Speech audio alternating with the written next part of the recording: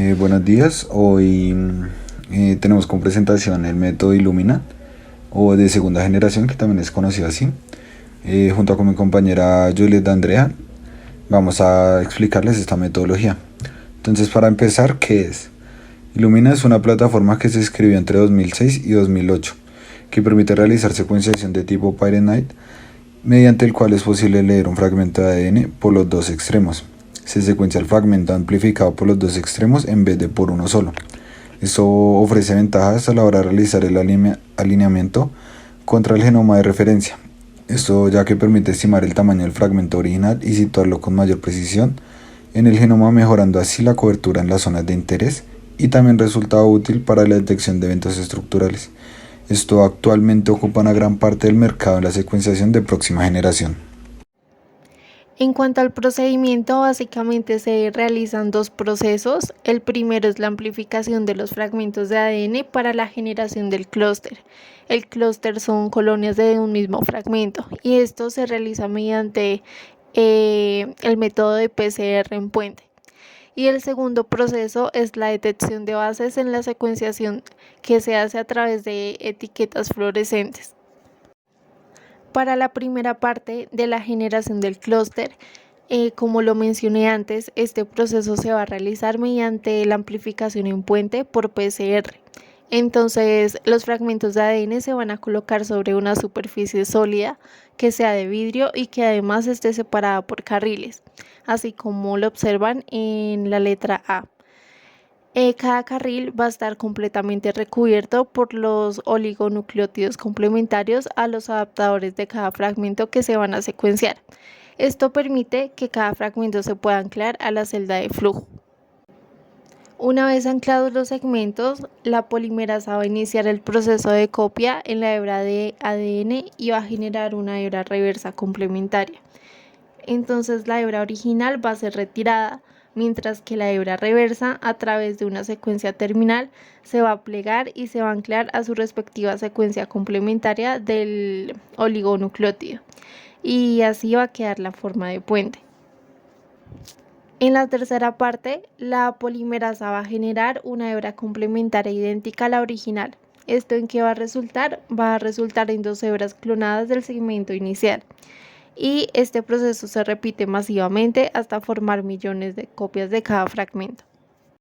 Al terminar la amplificación, se empiezan a retirar todas las hebras reversas y quedan solamente las hebras idénticas a las originales. Acá en esta parte, en la placa se introducen los nucleótidos modificados con etiquetas fluorescentes específicas para cada tipo. Algo importante es que gracias a que los nucleótidos están modificados químicamente, esto evita que la unión sea de más de un nucleótido marcado en cada sitio de reacción.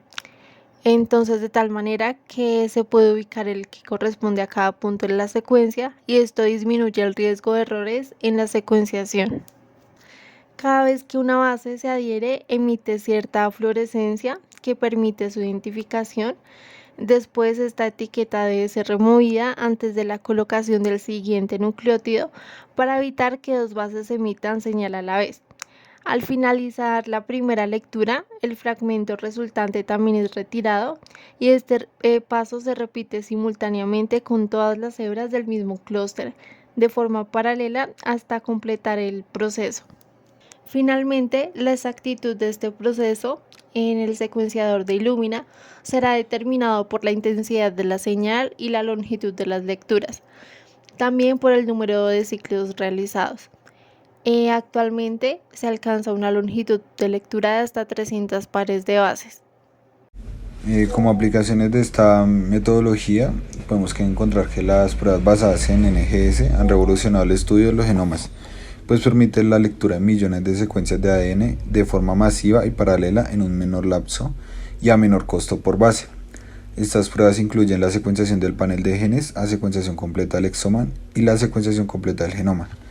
El análisis de resultados es complejo y requiere un proceso bioinformático y clínico exhaustivo para su adecuada interpretación. Las limitaciones de las pruebas NGS incluyen aspectos técnicos como cobertura, profundidad y longitud de las secuencias, las cuales se pueden solventar implementando buenas prácticas de laboratorio. Encontramos tres aplicaciones de estas tecnologías basadas en la secuenciación de nueva generación en la práctica clínica. Tenemos como primera que es la secuenciación del panel de genes. Esta es una prueba que secuencia un número determinado y específico de genes que están relacionados con una enfermedad o grupo de enfermedades. Esto supone un ejercicio clínico previo que esté enfocado a un grupo de patologías similares y que se beneficie de esta herramienta para un diagnóstico diferencial. Esto pues se recomienda su uso cuando en la clínica del paciente se observe un fenotipo característico y se sospeche de una enfermedad genética que sea causada por una lista determinada de genes candidatos con buena posibilidad para establecer el diagnóstico molecular. Como segundo tenemos la secuenciación completa de exoma. Esta prueba se secuencian todas las regiones codificantes del genoma, es decir, el exoma, el cual representa entre el 1 y el 2% de la secuencia genómica completa, y donde se halla hasta el 85% de las variantes genéticas reportadas como patogénicas.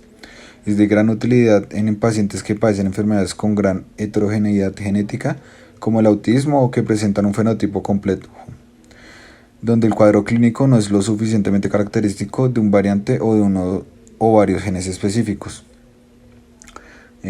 Como tercero tenemos la secuencia completa del genoma.